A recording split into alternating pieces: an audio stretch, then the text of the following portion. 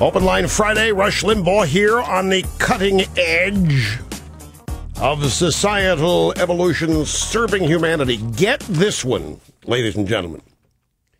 This is from the Wall Street Journal Law Blog by Joe Palazzolo. Our colleagues Ashby Jones and Shirley Wang had a great story over the weekend about mothers and fathers in custody lawsuits increasingly hurling accusations at each other about the nutrition and obesity of their children.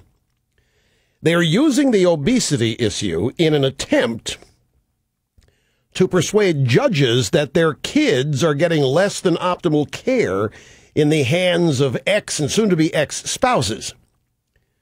What if those same parents had standing to sue the companies that make the high-sugar, high-fat foods their children ate? So to translate, in custody fights, this for you and Rio Linda, I'm sure, get this. In divorce, where there's a custody battle over who gets the kids, one spouse is accusing the other spouse of destroying the kids by letting them get fat and worthless, vegging, couch potatoes and all that by feeding them the wrong kind of food. And they're complaining to judges the kids' lives are going to be destroyed as their attempt to get the kids back from the other spouse. So there now is a growing body of medical research that processed foods and sugary drinks can affect the brain in ways that resemble addictions to cocaine, nicotine, and other drugs. So if fatty foods and snacks are proven to be addictive, food companies could be looking at the biggest consumer safety battle since the tobacco wars, according to Bloomberg. Yale psychology and public health professor Kelly Brownell told Bloomberg this could change the legal landscape. People knew for a long time that cigarettes were killing people, but it was only later they learned about nicotine and the intentional manipulation of it. Food industry lobbyists aren't buying the argument that food addiction exists. Richard Adamson, a pharmacologist and consultant for the American Beverage Association, I have never heard of anyone robbing a bank to get money to buy a candy bar or ice cream or soda. Nor has Law Blog, but then again, candy and pop are pretty cheap. But that doesn't mean the left won't try it. Remember what we led the show with today, this fraudulent scientist from Holland, the Netherlands, who had written all of this garbage about people who ate meat and what it made them do sociologically. The left attempts to codify liberalism as science, and now they're trying to throw another bone to the trial lawyers by saying that Twinkies and Coca-Cola and 2ifbytea.com are addicting. Can you believe they might be coming after my tea on the basis that it's addictive? Well, that's what the story is about. You folks, don't react the way you did in 1996 when I told you your SUV was going to be targeted. You told me I was exaggerating the threat, that I was being silly when I reported that the Sierra Club was targeting SUVs as the primary villain in destroying the planet via climate change and global warming. You laughed. This is the setup. If they can say that all this rot-gut food that they don't like, it's none of their business what your kids eat. It's none of their business what you feed your kids. At the end of the day, in this country, it's not their business. If you want to have a spousal fight over it, fine and dandy, but it is not the business of the courts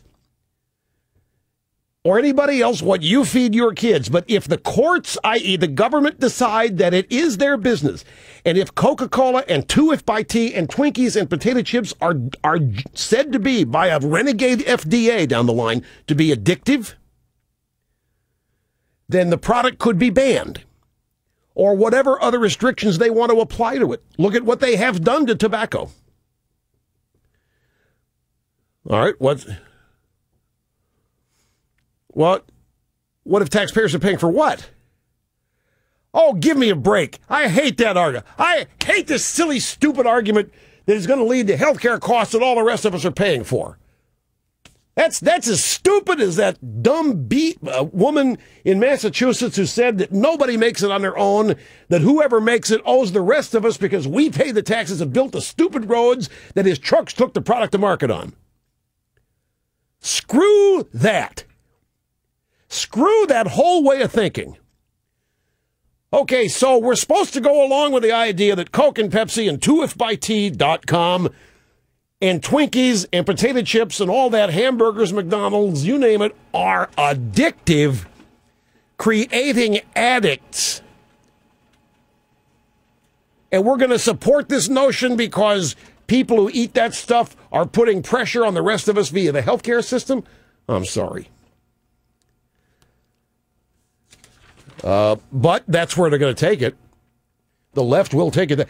Folks, I'm telling you, do not ever forget this story. When the left gets their arms around an idea, if it takes 100 years, they will spend the time necessary to accomplish this. And by the way, what better way to elicit support for this than to try to get divorcing couples to pick up the issue as a means of securing custody of the little brats after a divorce? And the food industry, this guy out there saying, this guy from the American Beverage Association, this guy, Richard Adamson, I've never heard of anyone robbing a bank to get money to buy a can of... I never heard of an SUV being responsible for destroying the entire climate. But they say it is. And they have stigmatized everybody who drives one. So this is coming. Keep a sharp eye and don't doubt me.